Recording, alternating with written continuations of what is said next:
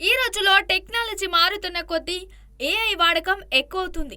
ఈ క్రమంలోనే 19 ఏళ్ల తర్వాత ఒక హత్య కేసును ఏఐ ఛేదించి హంతకుడిని పట్టించింది. వివరాల్లోకి వెళ్తే కేరళలోని అంచల్ గ్రామంలో 24 ఏళ్ల రంజని తన తల్లి శాంతితో నివసించేది. అదే గ్రామానికి చెందిన దివిల్ కుమార్ ఆర్మీలో పనిచేస్తుండేవాడు. తన మాయ మాటలతో రంజనిని నమ్మించి గర్భవతిని చేశాడు. ఆమె 2 కవల పిల్లలకి జన్మనిచ్చింది. ఆ విషయం కాస్త దివిల్కి చెప్పగా ఆ పిల్లలకి తాను తండ్రి కాదని పెళ్లికి నో చెప్పాడు. దీంతో రంజని ఆమె తల్లి దివిల్ పై రాష్ట్ర మహిళా కమిషన్ కు ఫిర్యాదు చేశారు. దాంతో దివిల్ చేసేదేమీ లేక పెళ్లికి ఒప్పుకున్నాడు. కానీ పఠాన్కోట్ ఆర్మీ క్యాంపులో ఉండడం వలన సెలవు మీద వచ్చి పెళ్లి చేసుకుంటానని నమ్మించాడు. ఈలోపే రంజని హత్యకు తన ఫ్రెండ్ రాజేష్ తో కలిసి ఫోన్ చేశాడు. రంజని తల్లి ఇంటిలో లేని సమయం చూసి రంజనిని 2 కవల పిల్లలని హత్య చేసి పరారయ్యాడు.